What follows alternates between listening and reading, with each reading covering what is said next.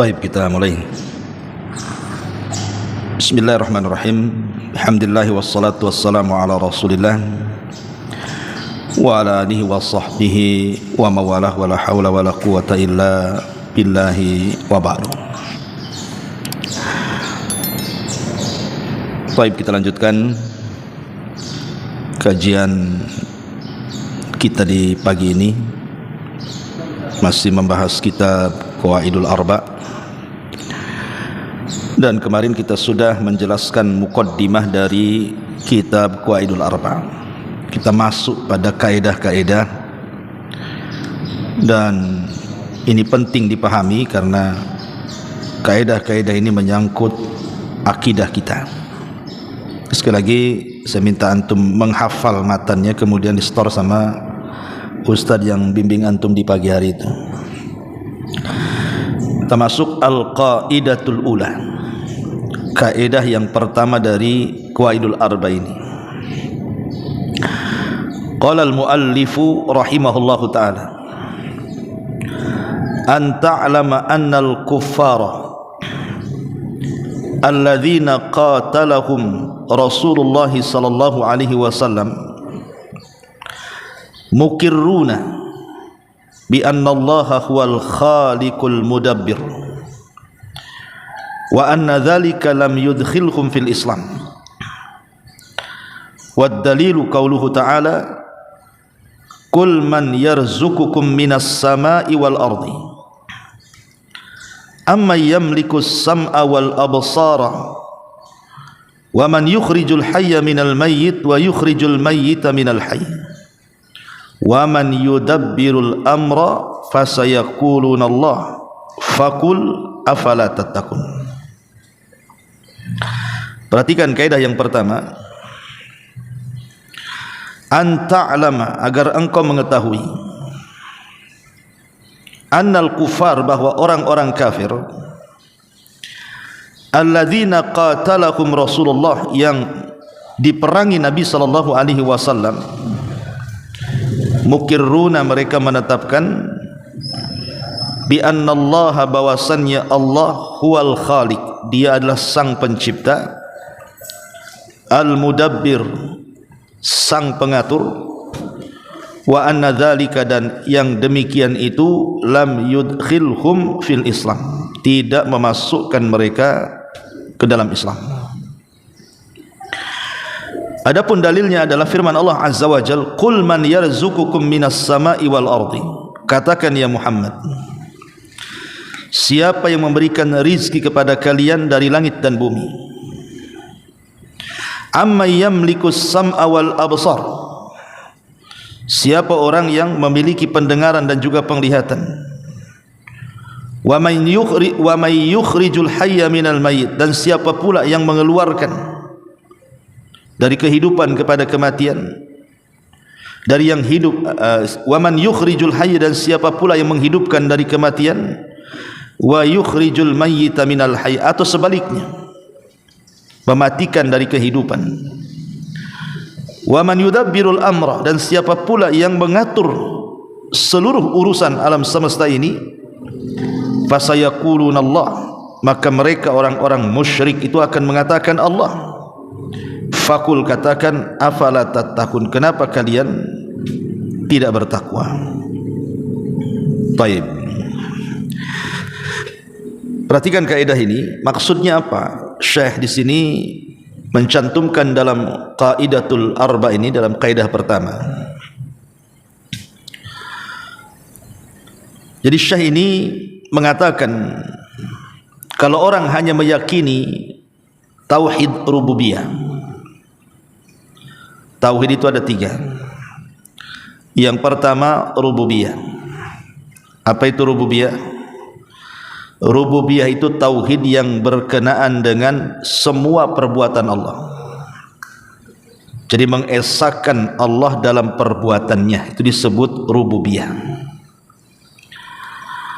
Seperti Allah menciptakan, Allah mengatur, Allah lah yang menghidupkan, yang mematikan, yang memberikan rizki, dan begitu seterusnya. Pokoknya semua perbuatan Allah yang harus kita esakan, itulah disebut rububiyah artinya. Tetapi uluhiyah itu justru kembali kepada ibadah kita, perbuatan kita manusia yang kita esakan kepada Allah. Salat kita, puasa kita, haji kita, zakat kita, dan semua ibadah ketika kita tujukan hanya untuk Allah itu disebut uluhiyah. Yang ketiga baru tauhid asma dan sifat, meyakini bahwa Allah memiliki nama-nama dan sifat-sifat. Jadi rangkumannya, tauhid uluhiyah artinya mengesahkan Allah dalam perbuatannya. Tauhid uluhiyah mengesahkan peribadatan kita kepada Allah. Dan tauhid nama dan sifat bagi Allah itu artinya kita meyakini bahwa Allah memiliki nama dan sifat-sifatnya. Tiga tauhid ini harus ada pada kita. Kalau satu saja lepas dari kita, maka dipertanyakan keyakinan kita tentang Islam. Nah, di sini Syekh Muhammad bin Abdul Wahhab ingin mengatakan bahwa orang-orang kafir dulu, orang-orang musyrik di zaman Nabi SAW itu, mereka meyakini bahwa apabila ditanya kepada mereka siapa yang menciptakan langit dan bumi, pasti mereka mengatakan Allah. Siapa yang mengatur alam semesta, pasti mereka akan mengatakan Allah. Siapa yang memberikan rizki, mereka juga akan mengatakan Allah. Siapa yang menghidupkan dan mematikan, mereka akan mengatakan Allah. Masalahnya, mereka yakin bahwa yang menciptakan, yang mengatur dan menguasai alam semesta Allah, tapi mereka tidak mau beribadah kepada Allah. Itu masalahnya. Mereka justru mensyirikatkan Allah dengan yang lainnya. Dulu di zaman Nabi SAW ada seorang sahabat namanya Imran. Imran ini punya ayah namanya Husain. Makanya Imran ibn Husain. Jadi Nabi SAW berdialog dengan Husain ini. Ketika itu masih musyrik. Ya Husain, kata Rasul, kam ta'bud ilahan fil ardi, kam ilahan ta'bud fil ardi. Berapa banyak sebenarnya Tuhan yang kau sembah di bumi ini? Rasul bertanya kepada Husain, berapa banyak Tuhan yang kau sembah di bumi ini? Maka kata Husain, sab'an, kami menyembah 7 Tuhan, kata. Sittatun fil ardi wa wahidun fis sama. Yang 6 ada di bumi, yang 1 ada di langit. Jadi kata Husain, kami menyembah 7 Tuhan. Yang 6 Tuhan ada di bumi, yang 1 Tuhan ada di langit. Kemudian Rasul bertanya lagi, mana di antara Tuhan-Tuhanmu itu yang paling kau takuti dan yang paling kau harapkan kalau engkau berdoa ijabahnya? Apakah 6 Tuhan yang ada di bumi yang kau takuti, yang kau harapkan juga keinginanmu dikabulkan mereka, ataukah Tuhan yang ada di langit? Maksudnya Tuhan yang di langit itu Allah Subhanahu wa ta'ala. Maka kata Husain, ya tentu Tuhan yang di langit itulah Tuhan yang paling aku takuti dan paling aku harapkan setiap doa-doaku dikabulkan. Kemudian kata Nabi SAW, seandainya kamu meninggalkan Tuhan yang 6 itu, kemudian fokus dengan Tuhan yang ada di langit, apakah Tuhan-Tuhan yang 6 ini akan protes? Kemudian Husain mengatakan, tidak wahai Muhammad, karena Tuhan yang ada di langit jauh lebih kuat dibandingkan Tuhan yang ada di bumi. Maka Rasul mengatakan, ya Husain, kalau engkau yakin bahwa Tuhan yang ada di langit maksudnya Allah itu lebih kuat, yang kau takuti dan kau harapkan semua doa-doamu dikabulkan, tinggalkanlah Tuhan yang ada di bumi yang 6 itu, fokus ke yang di atas. Gimana menurutmu? Akhirnya kemudian Husain pun setelah mendapatkan penjelasan dari Rasul, masuk di akal. Akhirnya dia masuk Islam, Husain ini. Perhatikan perbincangan Nabi SAW dengan Husain ini. Jadi orang-orang musyrik di zaman jahiliyah itu, di satu sisi mereka meyakini adanya Tuhan yang ada di langit, bahwa Allah yang menciptakan, Allah yang mengatur, Allah yang memberikan rizki, Allah yang menghidupkan, Allah yang mematikan. Tapi di sisi lain mereka menduakan Tuhan yang ada di langit dengan Tuhan-Tuhan yang ada di bumi. Mereka masih menyembah Lata, Uzza, Manat, Hubal, padahal kalau dalam kondisi mereka kesulitan, mereka menyembah Allah, berdoa kepada Allah dengan cara ikhlas. Itulah yang kata Syekh di sini, kalau hanya meyakini tauhid rububiyah saja, bahwa Tuhan yang ada di langit, Allah subhanahu wa ta'ala yang memberikan rizki, mengatur dan begitu seterusnya, sementara engkau belum meninggalkan Tuhan-Tuhan yang ada di bumi, itu belum memasukkan kau ke dalam Islam. Karena yang namanya tauhid rububiyah itu adalah tauhid fitrah yang Allah fitrahkan kepada manusia. Ingat ya, tauhid rububiyah itu tauhid fitrah yang Allah fitrahkan kepada manusia. Saya buat analogi kayak gini biar antum paham. Kalau ada orang di hutan belantara, ada orang primitif lah kan, orang-orang yang hidup di hutan belantara itu namanya orang primitif, orang-orang yang nggak pakai baju tuh, kadang-kadang pakai koteka saja. Tidak ada ustadz yang ke hutan berdakwah kepada mereka, tidak ada kiai tuan guru yang berdakwah Islam kepada mereka. Murni mereka itu tidak tahu soal agama. Mereka dilahirkan di situ, bapak buyut mereka juga di situ, tidak tersentuh dengan agama manapun. Tidak mungkin kemudian orang-orang yang dalam hutan belantara itu tidak meyakini adanya Tuhan. Pasti fitrahnya akan menggiring mereka mencari Tuhan. Kalaupun tidak ada ustadz yang sampai kepada mereka menjelaskan soal Tuhan, tapi fitrah mereka akan menggiring mereka mencari Tuhan. Buktinya apa? Buktinya adalah orang-orang yang ada di hutan-hutan belantara itu, sebagian mereka ada yang menyembah pohon, sebagian mereka ada yang menyembah akar-akaran, batu-batuan dan begitu seterusnya. Kenapa coba? Mereka sampai mendewakan pohon ini, pohon itu, batu ini, batu itu, karena naluri fitrahnya itu, naluri fitrah dia itu mencari bahwa dia tidak mungkin tercipta begitu saja, pasti ada sang pencipta di sana. Makanya nalurinya itulah, atau disebut dengan fitrah itulah, yang kemudian mereka mencari-cari siapa pencipta saya itu.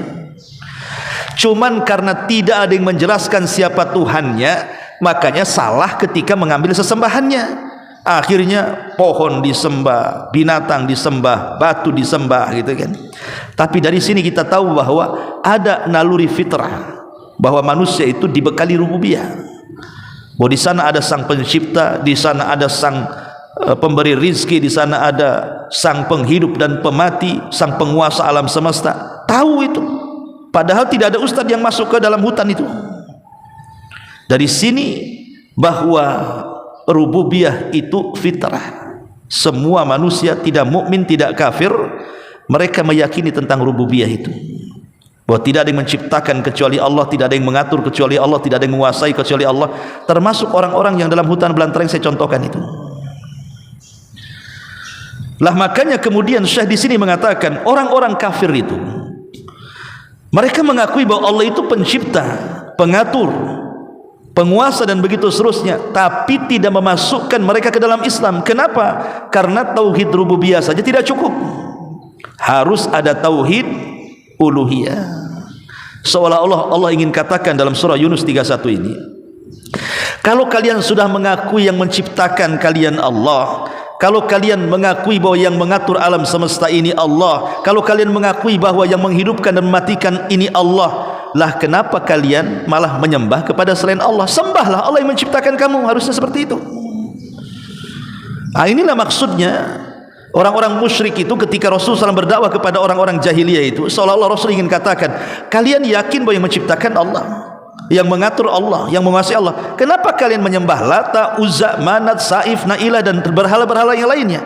Harusnya pencipta alam semesta itulah yang berhak untuk diibadahi, bukan di luar daripada sang pencipta yang kalian ibadahi.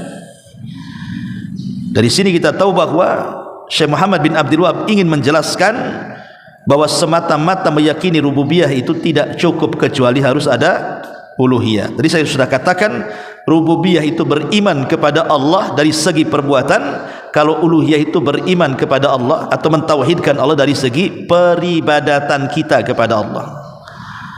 Bisa dipahami ya? Ya. Jadi kata Syekh di sini, an ta'lama annal kuffara alladzina qatalahum Rasulullah sallallahu alaihi wasallam mukirruna bi anna Allah huwal khaliqul mudabbiru wa anna dzalika lam yudkhilhum fil Islam. Agar engkau tahu bahwa orang-orang kafir yang diperangi Rasul itu mereka juga menetapkan bahwa sang pencipta dan pengatur itu Allah, tetapi tidak memasukkan mereka ke dalam Islam. Coba logika yang lebih jelas lagi biar antum paham. Coba antum tanya kepada orang-orang yang di luar daripada Islam, selain ahli kitab ya, selain Yahudi ataupun Nasrani, antum tanyalah kepada orang-orang yang beragama yang mereka menyembah berhala. Tanya kepada mereka, siapa yang menciptakan langit dan bumi? Pasti mereka akan mengatakan Tuhan. Ya mungkin bahasa kita Allah kan itu, bahasa mereka mungkin dewa atau apa kan itu ya. Siapa yang mengatur? Ya dewa itu. Siapa yang ini dewa? Pasti mereka akan menyebut-nyebut dewa itu menurut mereka Tuhan. Artinya kan ada fitrah rububiyah bahwa tidak mungkin mereka hidup tanpa pencipta. Pasti mereka meyakini mereka itu hidup dengan adanya pencipta. Mereka yakin bahwa yang menciptakan saya mungkin dewa ini, dewa itu, maksudnya Tuhan itu kan. Itulah namanya rububiyah namanya. Tapi apakah kemudian mereka dikatakan muslim karena mereka meyakini bahwa yang menciptakan adalah Tuhan, yang mengaturlah Tuhan? Tidak. Kenapa? Karena mereka tidak menguluhiyahkan Allah. Mereka tidak mengucapkan kalimat la ilaha illallah, kecuali mereka bersyahadat. Itulah uluhiyah namanya, la ilaha illallah. Kalau mereka mengucapkan kalimat la ilaha illallah, baru jelas mereka harus membuang sesembahan yang mereka sembah selain daripada Allah, kemudian menetapkan hanya satu Tuhan saja. Makanya ketika Nabi SAW berdakwah ke orang-orang Quraisy itu, orang Quraisy kan sesembahannya banyak, kawan. Ya, ada Lata, Uzza, Manat, Hubal, Saif, Nailah, macam-macam sembahan itu. Bahkan Khalid bin Walid ketika menghancurkan berhala di sekitar Ka'bah itu ada 350 berhala lebih dalam Fatu Mekah itu, yang ditumbangkan oleh pasukan Nabi dalam Fatu Mekah itu. Jadi Nabi SAW mengajak mereka untuk mentauhidkan Allah bukan hanya dari rububiyah, tapi dari segi uluhiyah juga. Bukan hanya sekedar kalian meyakini bahwa yang menciptakan Allah, yang mengatur Allah, yang menguasai Allah, yang menghidupkan Allah, yang memberikan rezeki. Bukan hanya sekedar itu kata Rasul, tapi sembah juga Allah. Tinggalkanlah patung-patung itu. Sudah tinggalkan patung-patung itu. Seperti tadi kisahnya siapa? Dialog Rasul dengan Husain kan gitu ya, yang mengatakan kami punya 7 Tuhan, yang 6 di bumi, yang 1 di langit. Kata Rasul, tinggalkan yang 6, cukup yang 1 saja. Lah Rasul ingin mengatakan seperti itu kepada orang-orang musyrik. Sudahlah, tinggalkan Lata, Uzza, Manat itu. Kalau kalian meyakini menciptakan Allah, sembah yang menciptakan kalian, sembah yang mengatur kalian, sembah yang menguasai kalian. Tapi apa jawaban mereka? Aja'alal alihata ilahan wahid inna hadza la syai'un ujab. Apakah kami harus meninggalkan Tuhan-Tuhan kami yang banyak ini dan hanya terfokus kepada satu Tuhan saja? Ini agama aneh kata mereka. Apakah kami harus meninggalkan Lata, Uzza, Manat kemudian fokus menyembah Tuhan? Wahai Muhammad, ini agama aneh ini namanya. Oh enggak katanya. Tapi logikanya di sini ikhwan, ketika mereka kemudian di saat genting-gentingnya ada masalah, orang-orang musyrik Arab itu tidak pernah menghadapkan wajah mereka ke Lata, Uzza, Manat, tetapi mereka menghadapkan wajah kepada Allah. Contoh umpamanya kisahnya Abdul Muthalib. Dicontohkan kisah Abdul Muthalib. Jadi ketika Abdul Muthalib ini berdialog dengan Raja Abraha, Raja Abraha yang akan menghancurkan Ka'bah dengan pasukan gajahnya itu. Jadi Abraha ini bertanya kepada orang-orang, siapa sayyidnya wilayah sini katanya, siapa tuannya wilayah sini? Maka orang-orang mengatakan Abdul Muthalib, kakeknya Nabi. Maka dipanggillah kemudian kakeknya Rasul itu berhadapan dengan Abraha. Di situ terjadi dialog ya.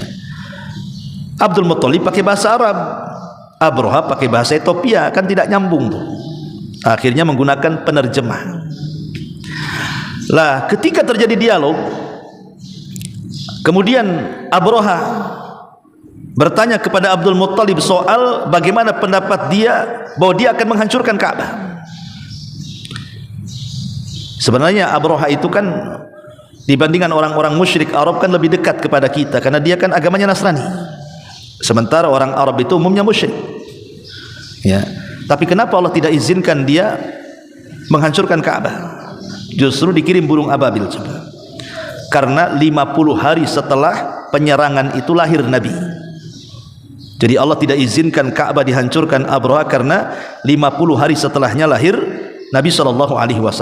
Tapi bukan itu masalahnya. Jadi Abraha ini bertanya kepada Abdul Muttalib soal pendapat dia, bagaimana kalau kau hancurkan Ka'bahmu itu?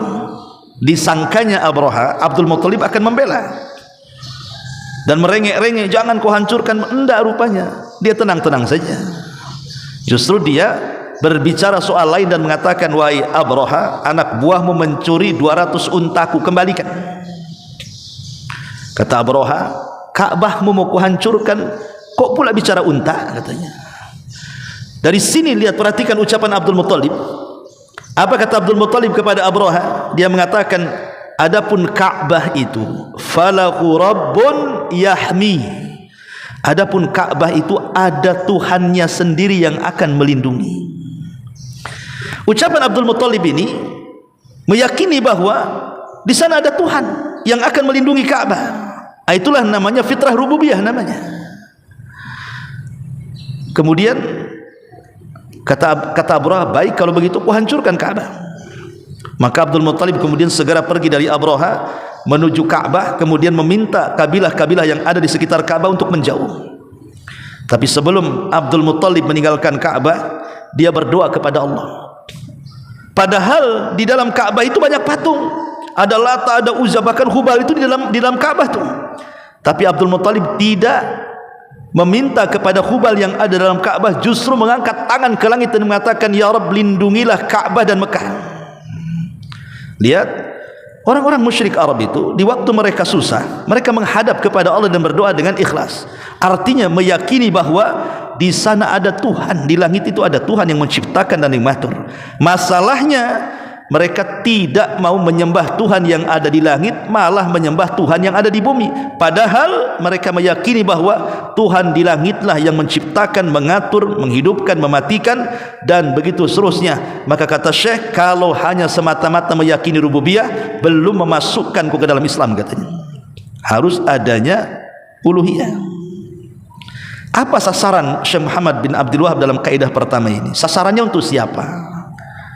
Begini ikhwan, kita lihat hari ini, ya, orang-orang yang datang ke dukun, mereka bukan orang kafir, mereka orang yang mengaku Islam. Bahkan pak dukunnya sendiri KTP-nya Islam kan?